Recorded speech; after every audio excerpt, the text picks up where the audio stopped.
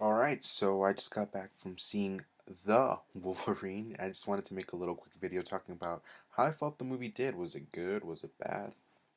Alright, here we go. So, coming off of the previous Wolverine movie, X-Men Origins Wolverine, I believe that was 2009, I didn't even think that they were going to make another one of those movies because, that movie, it sucked balls pretty hard.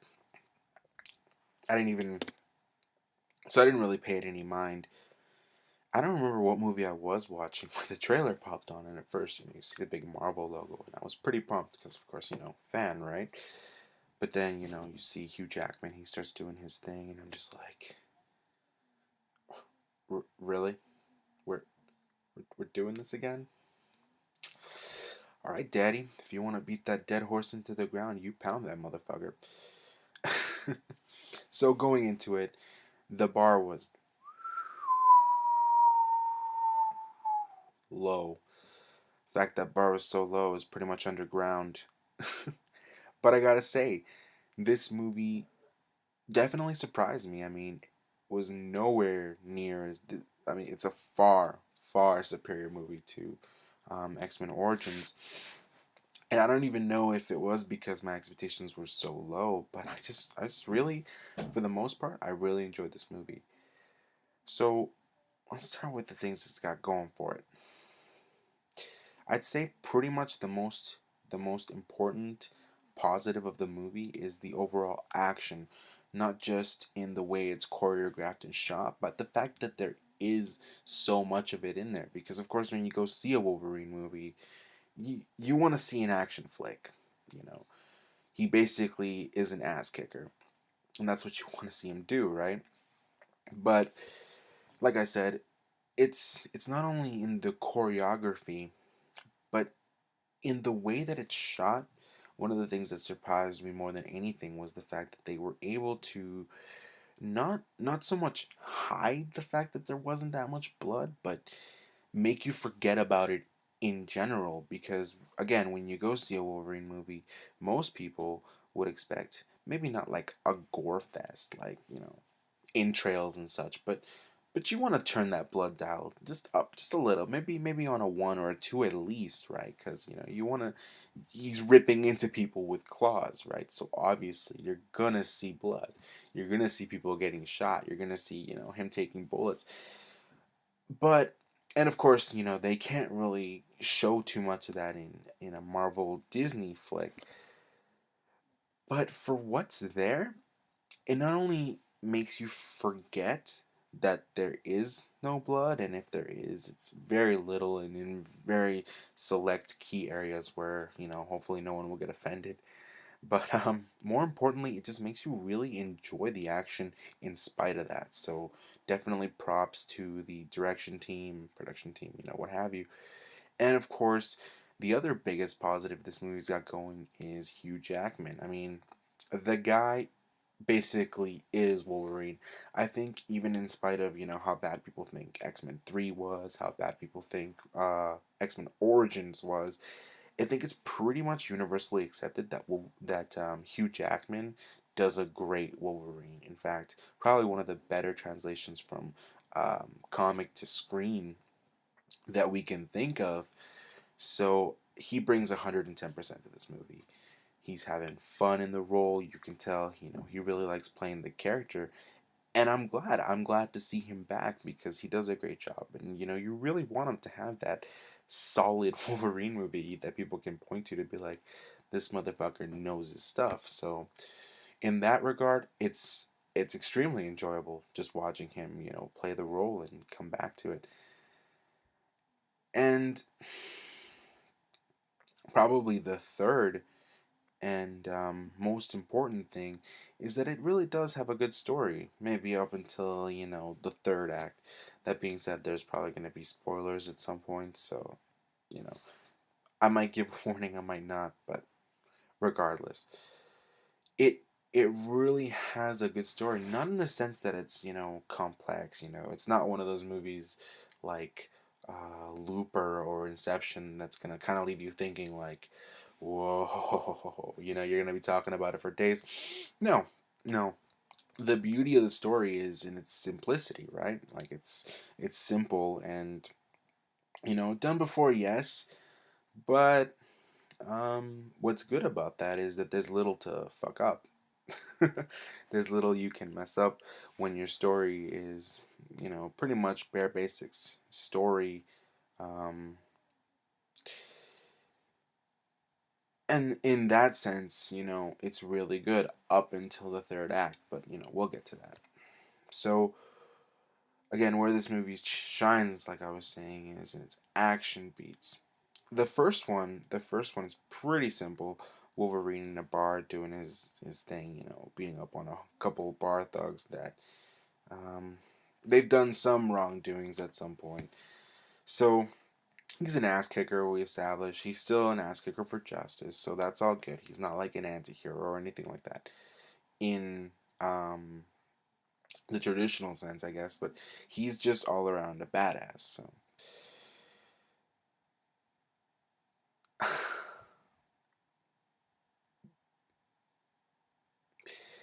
And then, of course, we get into the main plot, which consists of this old man who I guess Wolverine saved from an atom bomb blast. uh, they were in Japan, and Wolverine's in this prison for whatever reason. We're not even really told. And I guess this guy, as a young man, was working at said prison, and when they hear the alarms go off, that the planes are coming to drop the atom bomb, everybody's running away, and he lets Wolverine, or he tries to let Wolverine out of his. It's like a pit they've got him in because I guess he's the more dangerous prisoner, which of course makes sense, right? So in one way or another, Wolverine basically gets this guy down in the hole with him and covers him from the blast uh, in a pretty cool effect shot. Um, that's actually another good thing it's got going. It's got some pretty solid effects, especially when it comes to the healing factor, which of course all of the movies right down the right down to the first X-Men, they pretty much had that down. But again, it's a positive, right? It comes back in this movie, but they really it's a main focus of the story. So this opening shot of him taking this blast is pretty awesome when you see him kind of like come off of the main blast and he's like he's pretty much regenerating everything. So Wolverine saves old man from the blast, and of course, years later when the dude is dying, he wants to find Wolverine to I guess be able to say goodbye to him, final thank yous, for saving his life. How the old guy didn't die of radiation poisoning, never really explained, but whatever. And so he sends someone to find him. What is his character's name? Wrote it down here. Oh yeah, that's right. So it's Yukio. So of course he sends Yukio, which I swear when I first heard it, they said her name. It sounded like Yu-Gi-Oh. I was like, right the fuck on. No, Yukio. He sends Yukio to go find Wolverine, and he does, or she does, and eventually brings him to where this guy is, and he tells him, he's like, well, I didn't just bring you here to say goodbye. I have a little offer for you. Basically, I've figured out a way to take away your healing factor to in the purpose of kind of giving him the opportunity to live out a normal life where he wouldn't have to live forever. And of course you're like, well, who wouldn't want to live forever, right? But like I get it, the movie makes a pretty good point of how really this guy has to go from hardship to hardship, and maybe he does want to have a normal life. Maybe he does want to eventually die because at this point he has nothing to lose. And the old man has a lot to live for. He's got this super awesome corporation that like runs all of Japan apparently. So he's like, I don't want to die. I'm an old man, but I don't want to die. I don't know why he sounds like that, but he doesn't want to die. And the way that it's interesting the way that it's written. I mean, you'd think this guy would come off as a real asshole for trying to be like, "Hey, bro, give me your immortality," but no, the way it's written, it's almost like we kind of want Wolverine to find that like inner peace that may only come with just living out a normal life. So what this guy's offering doesn't sound too bad, and the way he's offering it, even though it's for himself, there's still a little honor left in that, which I guess is important when it comes to this character. And so initially, Wolverine, of course, refuses, telling him, "You don't want to live forever. You don't want to. You don't want what I got." Um, and for whatever reason, has to spend the night there at the compound. Now, the one of the other major characters in this, Viper, another mutant character. I don't really have much to say about her. I mean, most of the supporting cast is pretty solid in the sense that even though most of the time they speak Japanese, they turn in pretty solid performances. Especially the main supporting cast being the girl that plays Yu-Gi-Oh, which at first I was like, not really buying your um, assassin finder girl daddy, but eventually she starts kicking some ass, and you you get a real sense for her character. Now that being said, Viper is sadly another one of those mutants that's just there to be there. The person playing her doesn't really turn in that good of a performance. In fact, it's almost like in First Class, one of the best, I think, the best X-Men movie. But there was January Jones playing Emma Frost, and pretty much she was just there for eye candy. And even at that, her character was all. Some people think it was like a great performance because she's supposed to be Emma Frost, like basically Queen of Cold, really ice cold bitch. But it just kind of comes off as being bland. And yeah, she's January Jones. She's pretty good to look at, but it's not much else going on in there, Daddy. So this person playing Viper, she kind of comes off on that. She's a little better. I don't know. She had her scenes, I guess, but nothing too special. Anyway, so this Viper person is initially just seems like one of the doctors, but we quickly see that she's got some kind of power. And of course, she does something to Wolverine, and he wakes up. We don't know if anything's really happening to him. He kind of seems like he got poisoned at first, but he brushes it off eventually. So the old man dies, of course, because Wolverine said no, and he didn't really have much time to live. Actually, I think it was like the next day, which is pretty funny when it turned like in terms of you took a little long to find him there, because whatever. So of course, Wolverine decides to stay for the guy's funeral at least. And that's when the first fight scene happens. Being these people are from a really wealthy corporation, the yakuza, the Japanese mob gang, I guess, is trying to kill the granddaughter for whatever reason. And so we have our first fight scene. Now we start to see that Wolverine, he's taking hits, he's taking shots, but he's not really healing like normal. And that's when you figure out that Viper, or whatever, she did something to him. Now, at first, like when I saw the trailer, I was kind of thinking like, really, we're taking away the healing factor, because it's in the trailer. It's like, oh, I'm not healing like normal. What's going on? I'm like, but that's what makes Wolverine cool. In fact, it's really actually his main mutation. But whatever. That's what makes him cool. Don't take it away from me. Don't do this to me. This movie is already gonna be so bad as it is. But whatever. But actually, I was completely wrong in the sense that what it does is it creates legitimate tension when you're watching these fight scenes, because now the guy that before you could pretty much do anything to this guy. You can friggin' drop an atom bomb on him, he's gonna recover. Now he's getting hits, he's taking shots like nobody's business, and he's actually getting hurt. So you don't know. Maybe he's gonna drop. He's taking bullets, and sure, he's still got some kind of resistance, or a relative resistance, maybe from being badass for so long. But you can see that he's getting hurt, and that carries on for most of the movie. And I thought it was brilliant.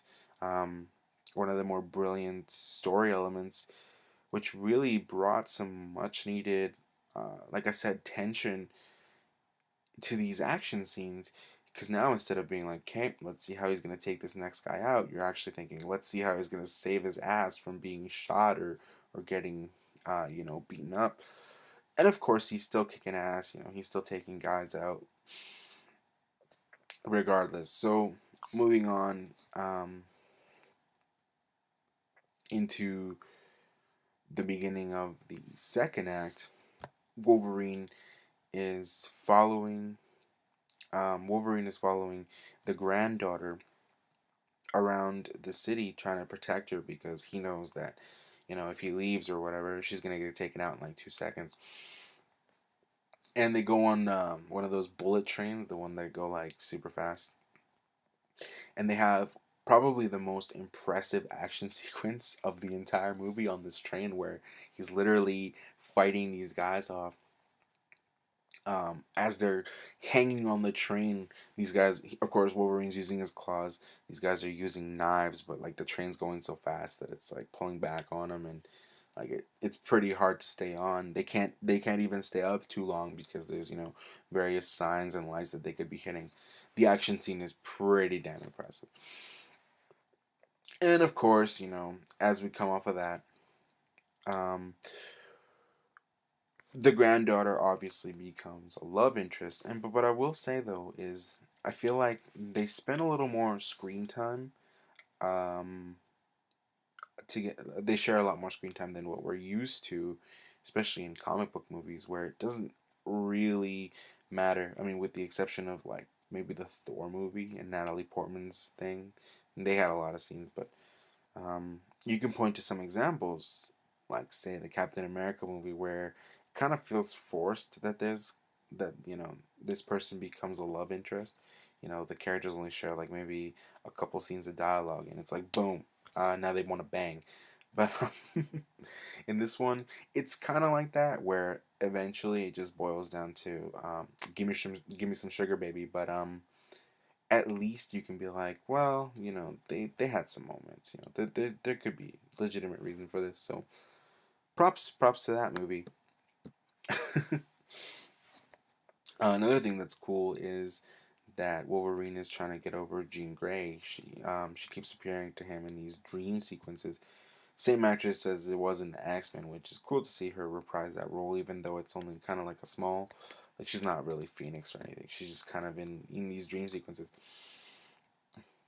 So of course, to get over the Caucasian, you gotta go Asian, right? You gotta switch it up, Daddy. Regardless, um, they get all that stuff out of the way. Of course, the granddaughter now gets kidnapped, and we move into um, the maybe third act, or yeah, the third act of the movie. Now, again, spoilers here, but I feel like I kind of have to spoil stuff to talk about um, pretty much my biggest issue with the movie, and that is at the end, it turns out that the guy orchestrating all of, well, not the assassination attempts, but there's another party at the end, which kind of ends up being like the main bad guys that want Wolverine for something. They use the girl as bait. It turns out it's the old man, and he's basically created this giant samurai Iron Man armor, and it's made of the same material that the claws are made of, the adamantium. Which it looks ridiculous. I mean, like even in the trailer, you saw that thing, and you're like, really, really? Yeah. Well, comic books, whatever. And so yeah, we're gearing up for the final fight scene. All the major characters are there. Yu-Gi-Oh's there. This Japanese Hawkeye that's been following them around is there. And of course, we have our big fight scene. Now, two issues, two major issues. At the end, it's revealed that the guy in the suit is, of course, the grandpa, the guy that was supposed to be dead, and somehow the suit's keeping him alive. Now, what they want is to transfer Wolverine's healing factor over to him um, so that he can essentially live forever, and I guess run his super awesome can do anything company forever because he doesn't want to share. Greedy old man. Um, and so they have a big fight scene. Two issues with that is that up to this point, the old man wasn't necessarily a villain. In fact, we're meant to think that Wolverine and him are maybe not like lifelong friends, but there's a mutual respect there where Wolverine saves this guy's life, and this guy, remembers it forever. He basically saves him from an atom bomb blast, and he tells the family stories about this guy. He becomes a little, he becomes intrigued by mutants and their kind and things such as, and he even takes a mutant in with Yukio. I guess she has a power of kind of seeing the future or something along those lines. Anyway, so up to this point, this guy, he's not a bad guy. He did offer him he did make this deal at the beginning of the movie. I'll take your healing factor and you can live out the rest of your life. But it was offered as something that he was trying to do as a gift for him. Like, what do you give the guy that can live forever that doesn't need anything? Well, maybe he wants to die, like I said. But then at the end of the movie, now he's like the stereotypical, waha villain. He's like, I'm gonna take your eternal life because I'm an old man. I don't want to die. And it kind of comes out of left field where like you didn't want this guy to be bad, and in fact they have a perfect bad guy in the guy's son. Basically, the old man left the company to the granddaughter instead of the son. I guess as a big fuck you because he didn't like him. He didn't like his face. I don't like your face. Something about jeans and eyes. I don't know what's going on. So this guy obviously goes crazy and wants to like kill the daughter because he wants control of the company. Whatever. There's your bad guy. You don't need the old man to be bad. Just have this guy in the giant samurai suit or whatever. And it really it gets worse and worse from that. Basically, the last action sequence where he's fighting the big samurai Iron Man is dull. It's boring. He's not really doing anything. It's mostly just, Wolverine tackles him, they get up, gets tackled again. This guy has a giant samurai sword, but it's so big that it takes so long to swing that Wolverine's got no problem dodging it. Now, he does use it to break the claws, which I guess is a plot point later, but it's just a really lackluster action scene. And considering that we're coming off of a movie that so far has been a solid 90% with its action, it's really, really disappointing and underwhelming. You're like, how can you make it boring if it's the last action sequence? You'd think you'd want it to actually be good, right? But I guess not. I guess having a climactic action battle at the end would just be, lame. So that's a gripe. And then, of course, somehow this guy uses this suit to basically suck out Wolverine's healing factor. I don't know, but so he cuts off the claws and then he gets him into a hole and he digs drills into the holes where the claws were, even though he didn't really cut them all off. So he starts monologuing about how he's gonna get to live forever and Wolverine's finally gonna get the gift of death, which he so clearly wants. And I'm just thinking, how is he? What is he actually doing to him? Because where the claws are, I guess it would be like a direct access to the adamantium in his blood, but that has nothing to do with the healing factor. Really, the healing factor is just like Logan's natural mutations, so it doesn't really add up in that sense, and it looks really silly. He's like sucking him dry of the healing factor, I guess. And of course, he's getting younger. The grandfather, the old man, he's getting younger. He's like, I am young and sexy now. I can run my cup. Yeah, so that was kind of awkward, but of course, they stop it. They solve it. The granddaughter basically takes him out from behind his back when he's not paying attention, and we start wrapping up the movie now. So, two things that happen from here forward that don't really add up, and in fact, it really hurts the movie, is that now we've seen that this corporation that she now owns, because this guy's out of the picture and the dad's out of the picture, the old man basically says, my corporation can do anything. We can build anything, we can do anything, so we can offer you the chance to take away your healing factor. Anyway, so this guy's whole suit is made of adamantium. They've they've lost the claws. In fact, the bone claws come back. The bone claws from X-Men Origins, um, which I know they're part of the character. Whatever. They look ridiculous. They're just ridiculous. I thought it was gonna be a pretty quick fix. They were gonna be like, "So how'd you like the new claws we gave you?" He's gonna take them out. He's all good. Yeah, that doesn't happen, leading me to believe that he still has the bone claws. In fact, they probably didn't do anything to fix that.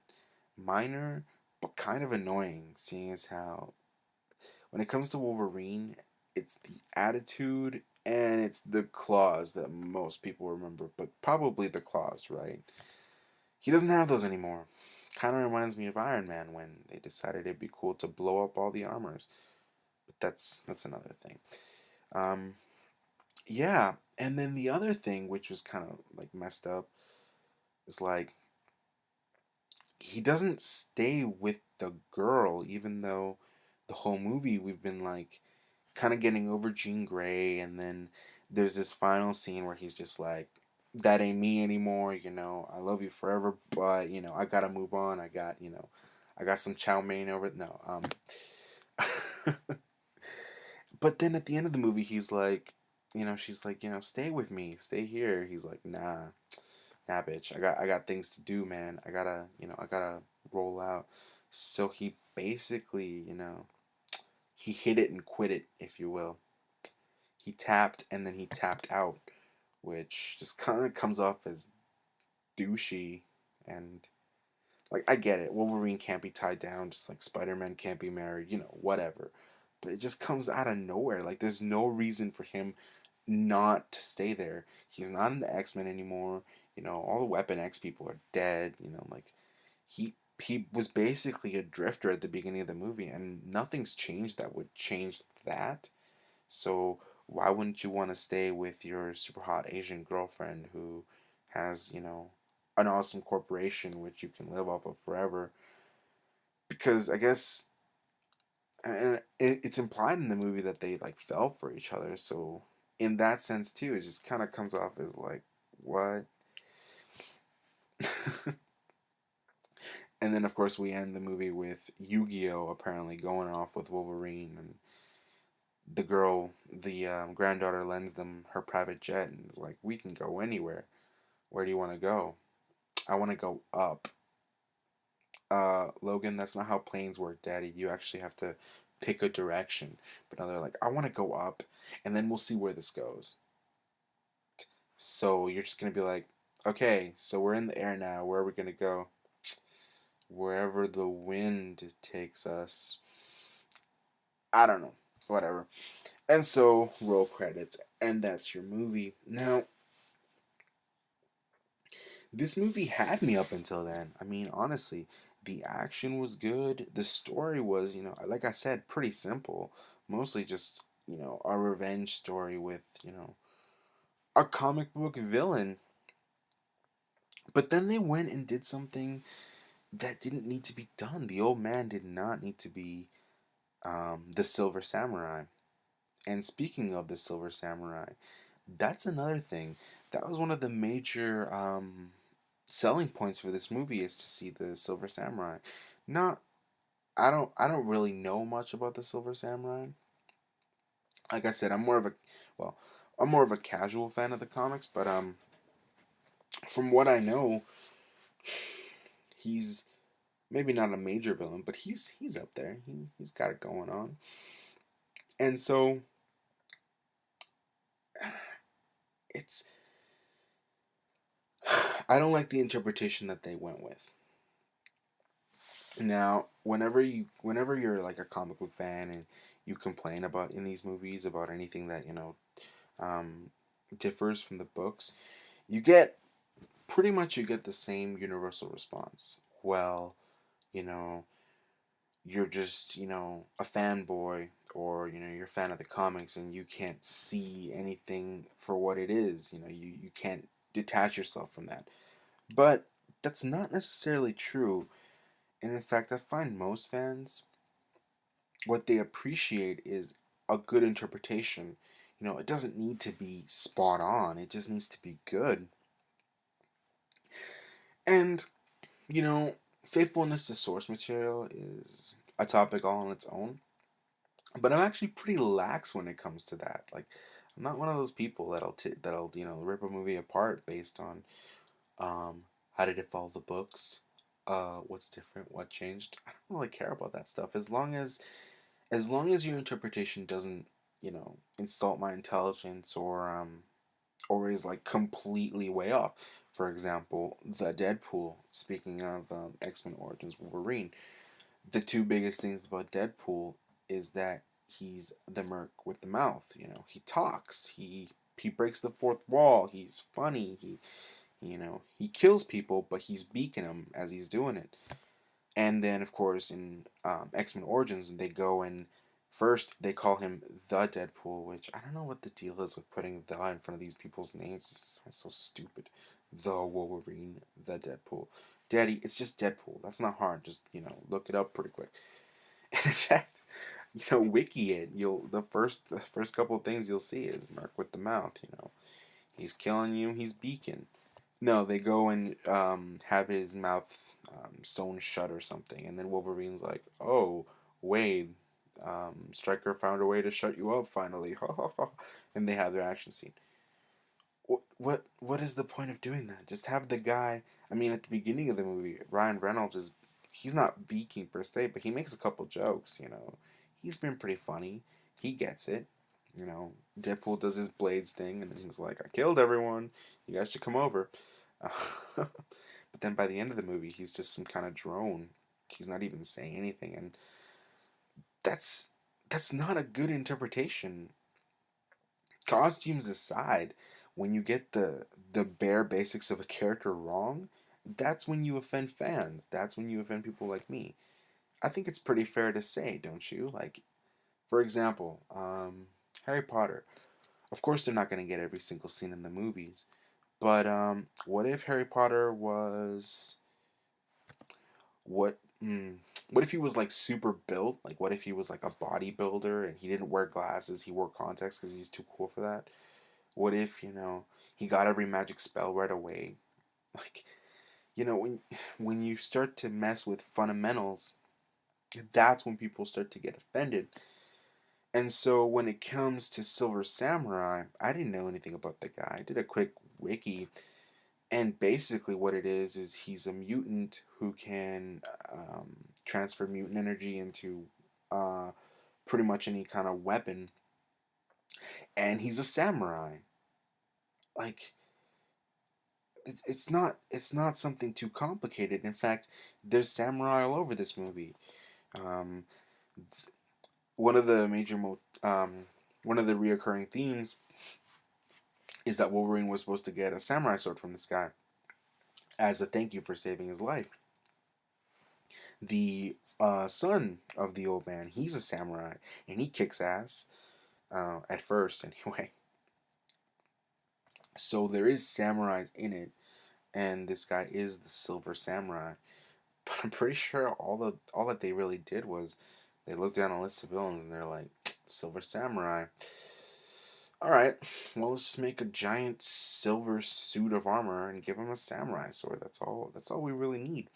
And it's funny. Um, in the little wiki, it said when when this guy powers up a weapon with mutant energy or whatever, it can cut through any metal except adamantium. And then, of course, in the movie, they have him use the sword, and it basically lights on fire, I guess, to to cut Wolverine's claws, which I found pretty funny. The one thing that I can't do, they haven't do, but whatever. All you needed to do was have a guy in a samurai suit that was silver and have him channel energy into the weapons and crap. In fact, you could have had a pretty cool action sequence because Wolverine didn't necessarily have to be healing um, yet, which of course it gets resolved maybe like halfway through the movie. He fixes it, but if you had kind of left it alone and had this fight scene where this guy can hurt him now, even if he couldn't break through the claws, he'd still have a hard time fighting him. It would be some guy in a samurai suit doing cool samurai stuff. Would have been an awesome fight scene instead of I will tackle you, you'll get up, and I'll tackle you again. Coming off of pretty exceptional choreography. And so now, seeing that I don't really, I don't really read the X-Men, the Wolverine. I didn't really know much about the Silver Samurai. I'm not offended per se, but anyone could have made a better character. Like I said, all I did was look up the wiki, and I can tell you, like, just like that, exactly how you know you could have done this character. It wouldn't have been perfect. I'm sure there's people that are gonna be like, well, this, and that about the character. But if you get the basics down, you're fine. That's all you need. Um, yeah. So after that third act, it just brought the movie to a complete halt for me. I was gonna walk out of there thinking maybe like 7, maybe even 7.5. Because, like I said, it was a really enjoyable movie up until the third act. But then all of these things kind of happen, and you're kind of left with a again, you're like this sigh, like we were so close to this movie. We were so close to it actually being good and not sucking like the previous did.